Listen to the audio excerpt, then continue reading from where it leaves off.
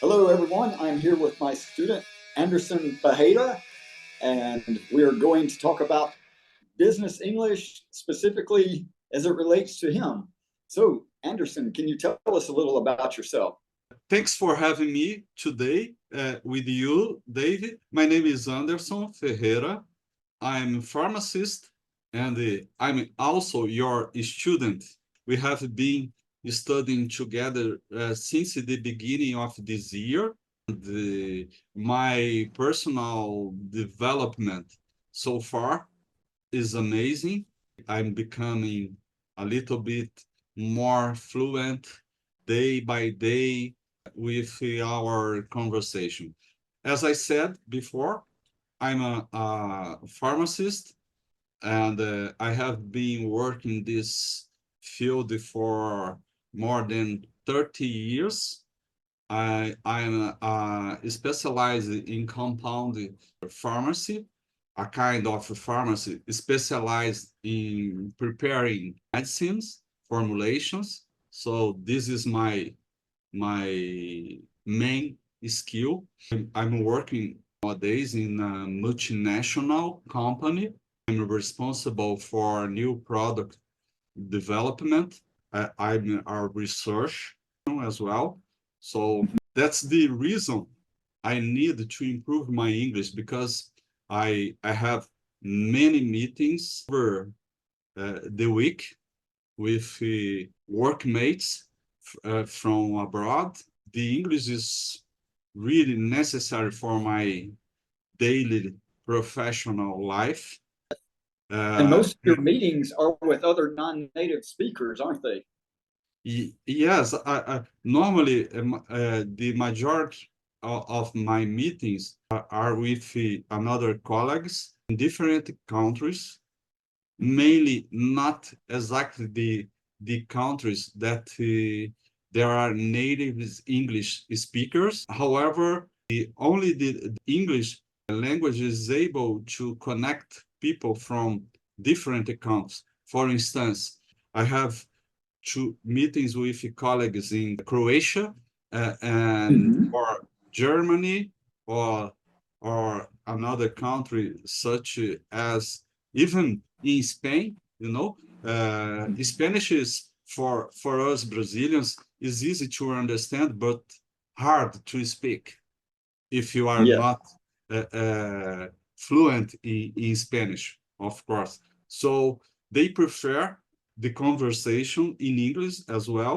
We have also meetings with the native English speakers as well from US or from UK as well. But the majority of the meetings comes from everywhere, every country such as Italy, Greece, and so the only way for us to speak with a Greek person is, speaking in English. mm-hmm.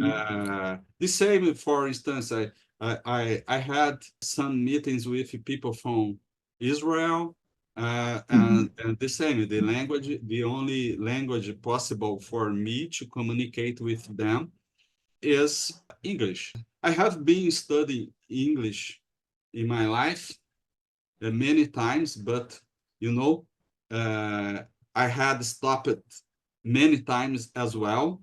I I stopped at the intermediate level, Mm-hmm. and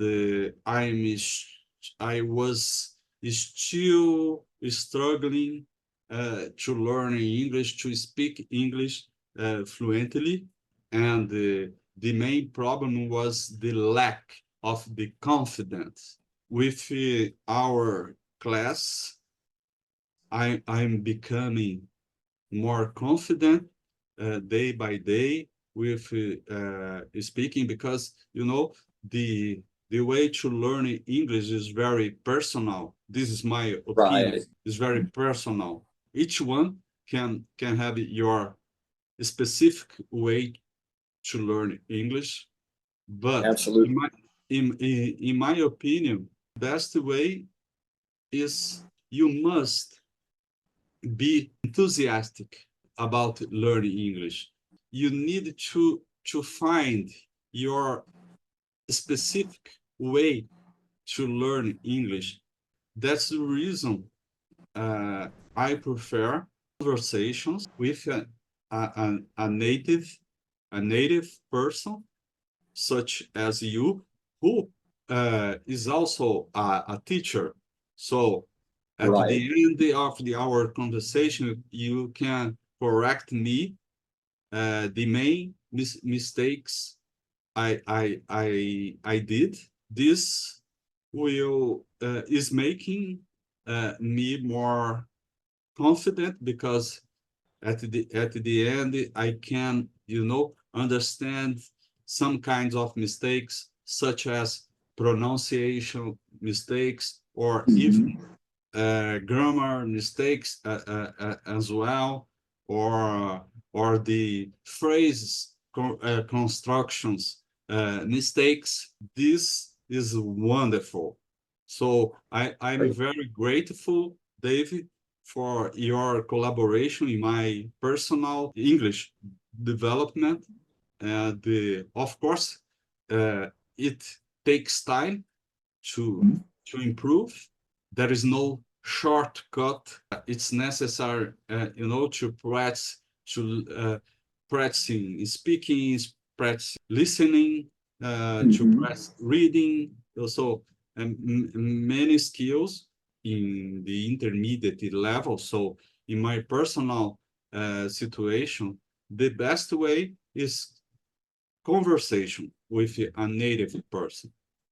Oh, Right. so And by the way, I suppose that's all. okay, yeah. For Well, the first question, well, Sorry, you I, no, I, no I problem. always talk a lot. No, that's great. That's a good sign.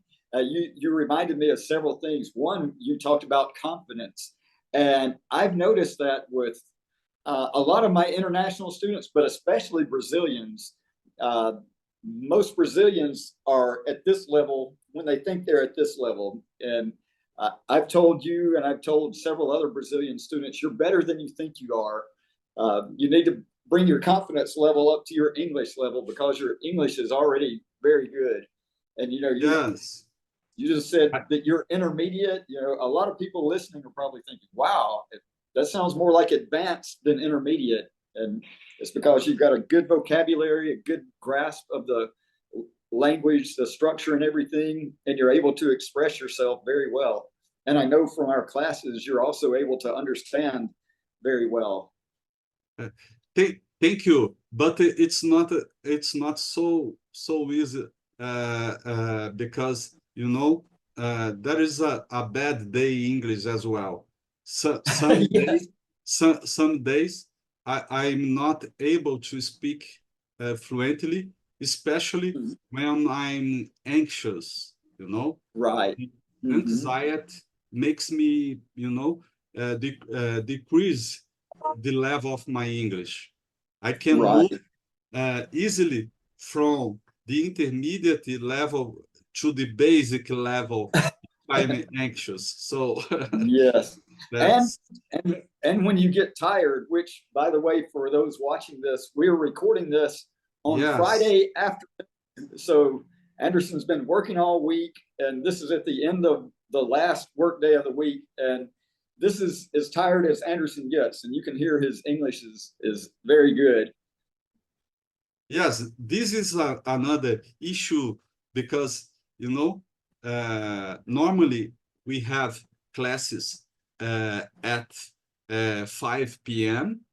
So this is the time when I just finish my work day, and normally I'm tired and sometimes exhausted. This also decrease my fluency as well. But it's a matter of the confidence, practicing, and you can uh, feel disappointed with yourself some days, because your English performance uh, cannot be so good.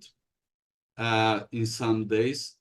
However, you have to move on, you have to persist. That's the best way to achieve your goals in language. This is a Yes. long process because it is not your natural language. And especially if you started speaking English later in your life, it's not easy because pronunciation can be a big problem, Right. because you are speaking your native natural language over your entire life. So to change this, it's not an easy task. So you have to struggle, even, Yeah. but you have to find the best way to make this interesting for you. Exactly. Yes, the best way for is you have a motivation. Your motivation can be to travel abroad. Your motivation can be to work in a multinational company as me, or your motivation can be to live abroad, or you can also have a personal motivation, a girlfriend, a boyfriend abroad. That's a big So one. this is Yeah. also motivation. The best way, in your life, we need to connect, our brain with our emotion, and also with your body, with your way we speak. So these three parts together makes you Right. more you prone to be succeed in any field. Exactly the same for English, in my opinion.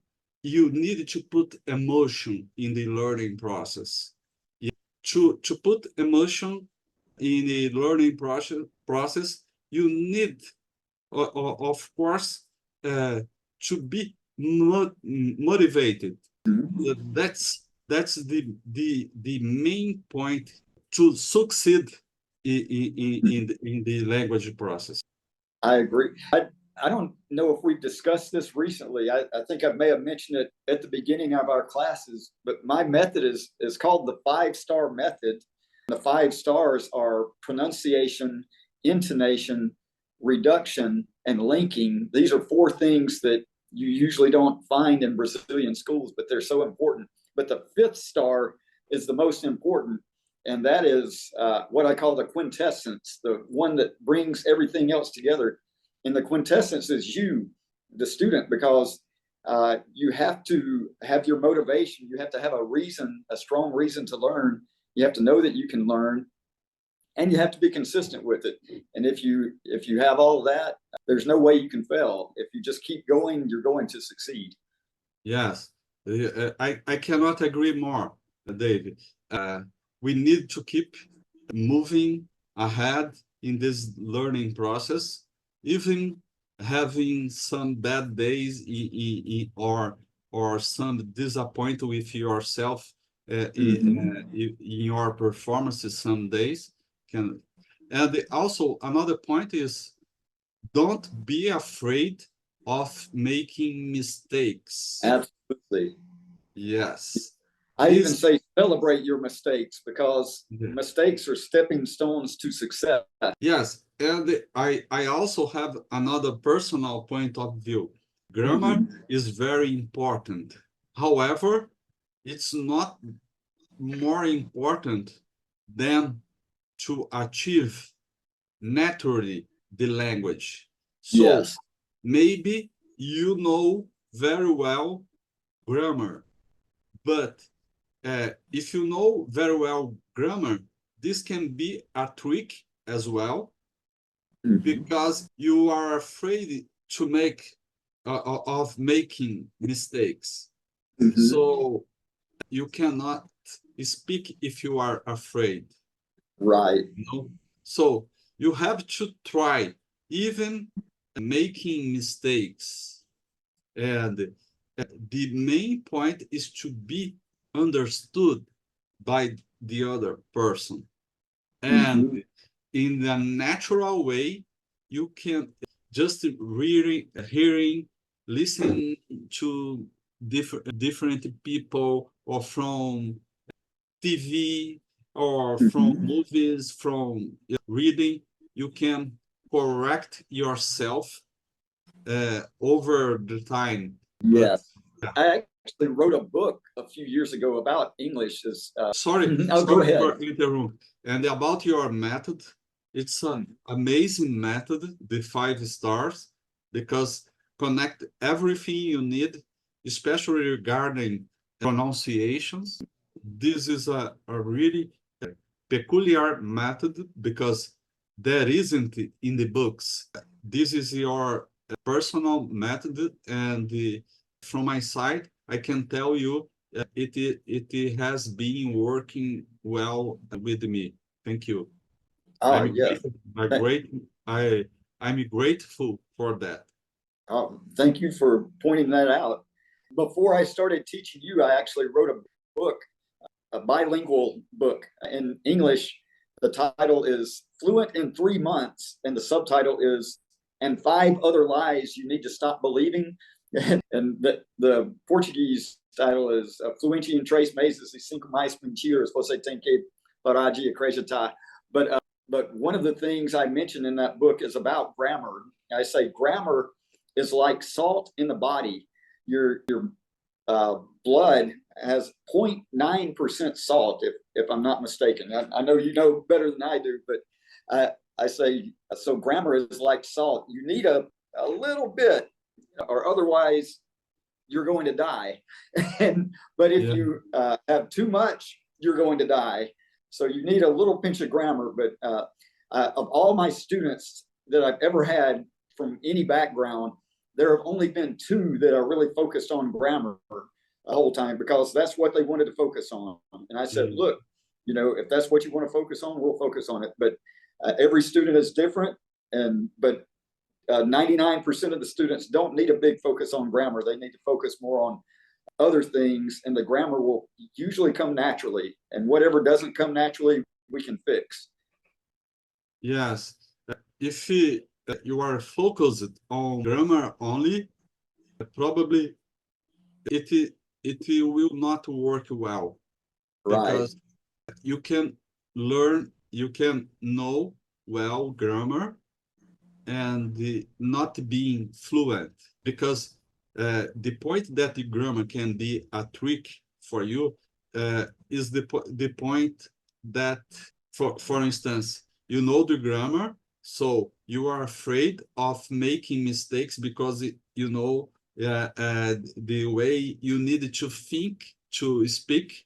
And in the natural conversation, the speed of the conversation is very important to put Right. emotions, and you don't have time to think so much. So if you think about the grammar, okay, this comes before, or which preposition I have to use after this word, or another different issues in grammar, probably you will not speak, Right. because this will makes you anxious.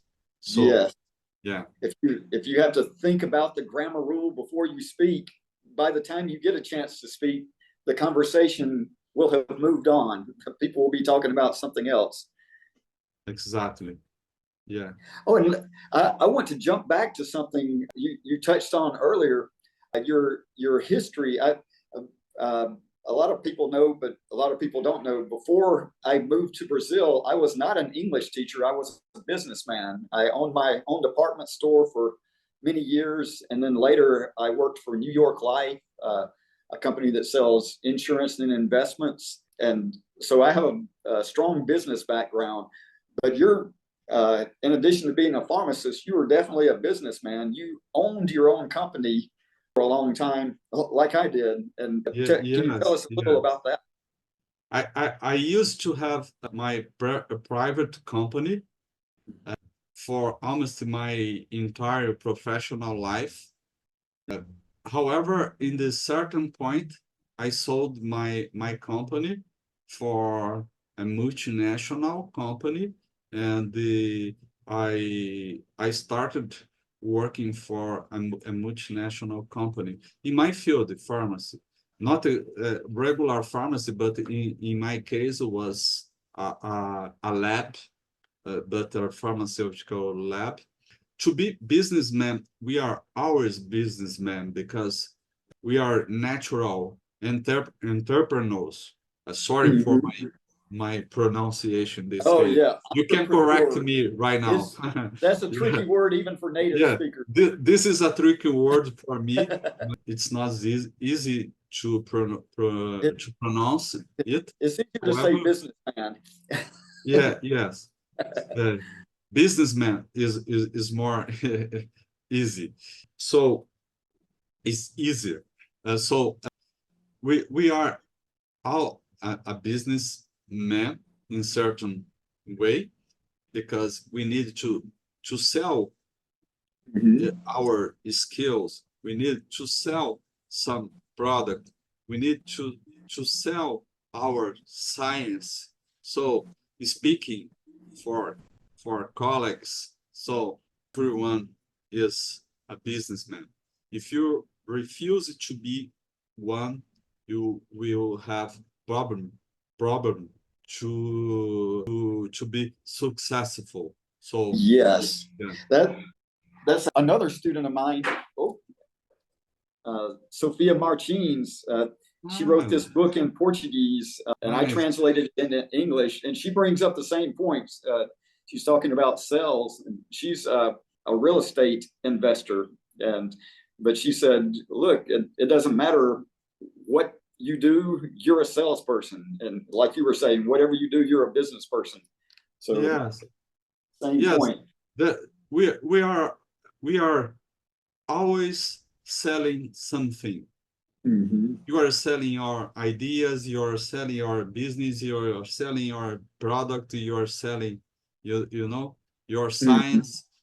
And if you learn English, you can sell it to a lot more people.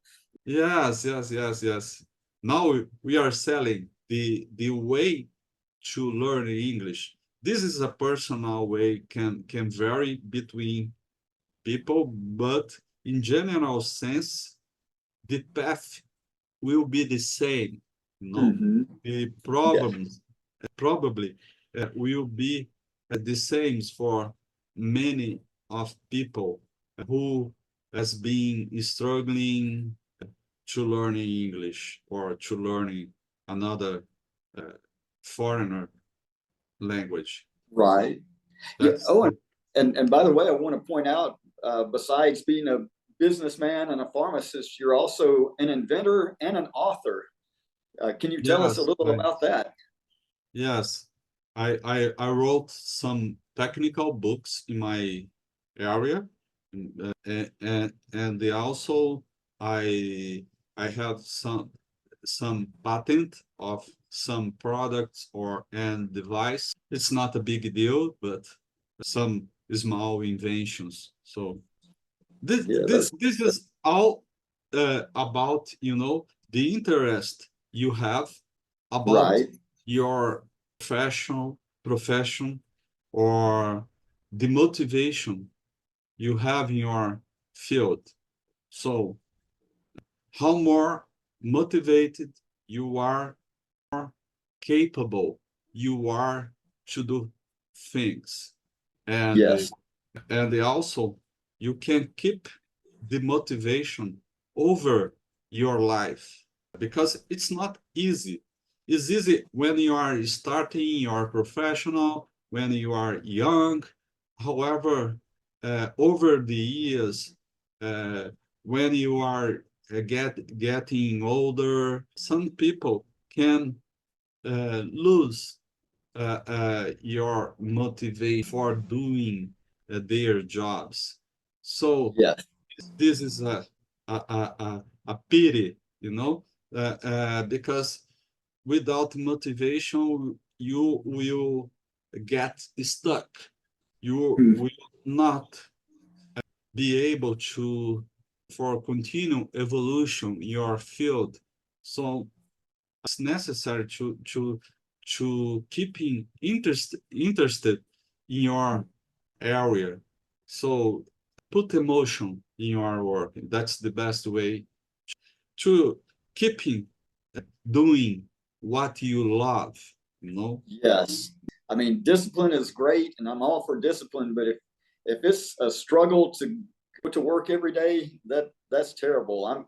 I'm very blessed and fortunate to have a job that I love, that keeps me motivated, makes me want to get even better day by day for my students, and makes me want to learn more and more Portuguese so I can teach English better, for instance. So and by the way, I do still have students from other countries, but most of my students are Brazilians, and that's by design. I made a decision about a year ago. I said, hey, if I can get 100% Brazilian students, that would be perfect. And I'm not there exactly there, but I'm pretty close. But I love working with Brazilians because Brazilians are really cool people. And, and if there's any question, whether they're beginner students or advanced students, I can explain better because I'm learning more and more Portuguese. Earlier, you talked about learning English as an adult. I was 34 years old when I started to learn Portuguese. Before that, I knew obrigado and tudo bem e Pelé. That was about it. And now I'm fairly fluent. This point you are talking now, it's very important as well for the English learning process, because if you are an English native speaker, but if you are a teacher, but you are able to understand the Portuguese or even speaking or understand Portuguese, it's very important to be an English teacher as well, because the main point, in my opinion, in this case, is you can understand the mindset of Brazilians in this case. Right. This makes things easier, the teaching process, I suppose, because you are able to understand what we want to say, even making mistakes. If you have no clue about how the Brazilian's mind works related to language, how you can help well. Of course, it's possible as well, but it's not the same. Right. That's the point. I'm grateful for your interest of learning English or Portuguese as well, because this is also important to teach English for Portuguese speakers. Yes. And other students. And if you had asked me 4.5 years ago when I moved to Brazil, do you speak Portuguese? I would say, sure, I speak Portuguese. But I look back at the way I spoke Portuguese then and the way I speak Portuguese now, and I think, wow, I didn't speak Portuguese very well back then. And it's imperceptible. It's day by day, just trying to get a little better, whether it's Portuguese for me or English for everyone else. I have this analogy. When you're a beginner, and let's say you only know one word in English, and then you learn a second word, well, congratulations, you have doubled your knowledge of English. But if you know 10,000 words and you learn one word, you think, I haven't moved the needle. I haven't really improved. But yes, instead of just going wider, you're going deeper. And that's what it takes to be a truly fluent English speaker, and someone who can communicate with people around the world. And speaking of communication with people around the world, I didn't mention you also give speeches sometimes. Yes. I started the conversation. I became more confident, and from that time up to today, I have been doing some lectures in English Mhm. as well, because I'm also a kind of professor in my area, conference, something like that. I did so far about 10 Great. lectures. Some of them had lasted more than 2 hours. So Wow. this this was a real challenge in English. Of course, I made many mistakes over the lectures, not in the slides, in PowerPoint slides, because I I suppose I did well in the Mhm. written part. However, over the lecture, I made many mistakes. But at the end, even with some problems over the presentation, I could be understood by Right. the audience, and they liked it. I was able to communicate, so that's the main point. And the technical information I thought in that time was perfectly understood by the Mhm. audience. The aim of the lecture was achieved at the end. I'm glad to be able to do this nowadays, Yes. because And in the past, even having some, I I could say, reasonable vocabulary, mhm. I wasn't able to communicate in in some technical event, like a lecture or a course. That's the point. I have been increasing my confidence in how I am speaking. Thank you.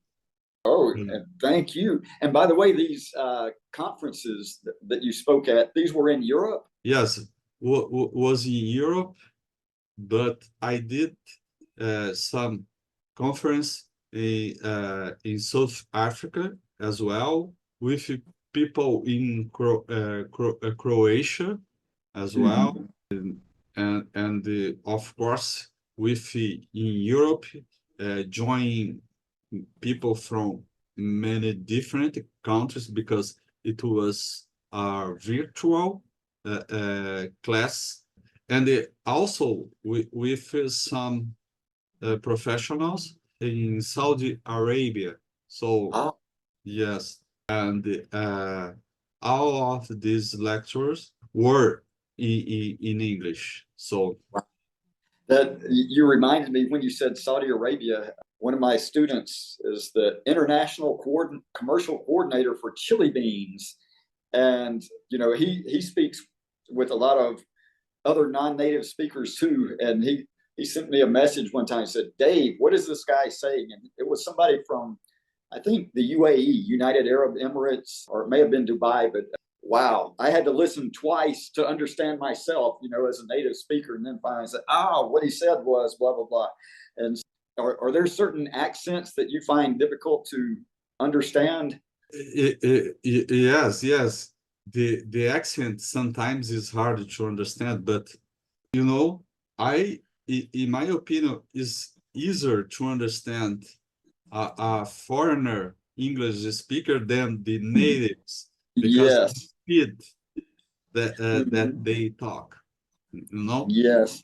Because sometimes to understand natives depends on where the natives are, is can be a hard task, Yes, you and know. and also Yeah. non-native speakers don't use all these slang expressions, idiomatic expressions, phrasal verbs.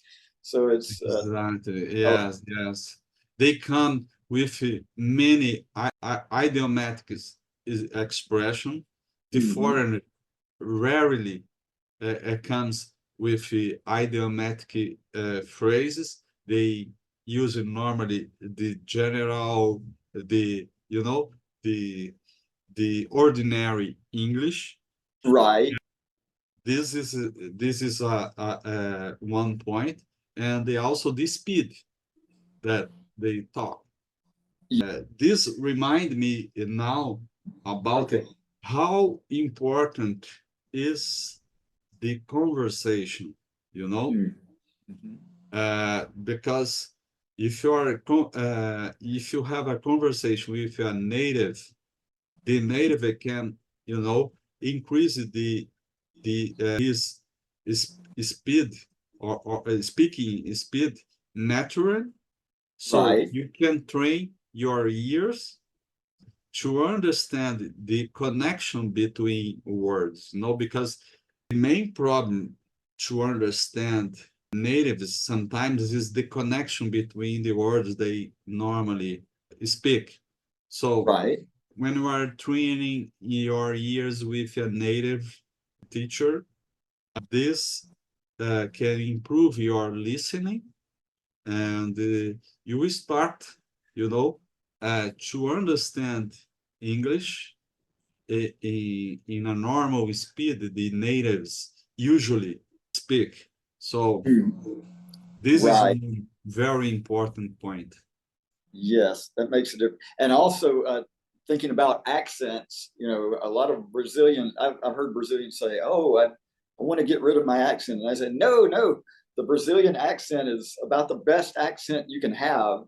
It actually sounds good to the Yeah, native speaker's ear. There are yeah, certain accents that sound threatening or annoying, but the Brazilian accent sounds yeah. beautiful to the ear. I, So I don't worry if you have an accent." I heard about this point from European person. Once he told that it sounds like a French, something like the Right. Yeah, in fact, and French and Brazilian Portuguese and I'm not yes, sure about continental Portuguese, but probably also are two of the best sounding accents as far as yes, native yes, speakers. Besides that, when someone speaks with a Brazilian accent, many native speakers, especially in the US, aren't familiar with it. So, if someone has a Hispanic accent or a French or German, Russian, Chinese or something, they know that. But when they hear the Brazilian accent, they think, "Whoa, what is that?" And it makes it more interesting, more intriguing because yes. they can't They figure don't out know exactly where you are from. Yes. exactly. Yeah, Yeah. that makes it even more inviting. Well, Anderson, is there anything else you would like to add before we close out? From my side, not. I'm sure I highlight the main points I believe about the learning English process. So that's all from my side. Great. Well, I appreciate you being with us and appreciate It's you my, being a dedicated student for all these months. and I'm grateful for you again, and thanks for having me in this interview. I really appreciate that. Thank you. Thank you. All Thank right. you. See you next time.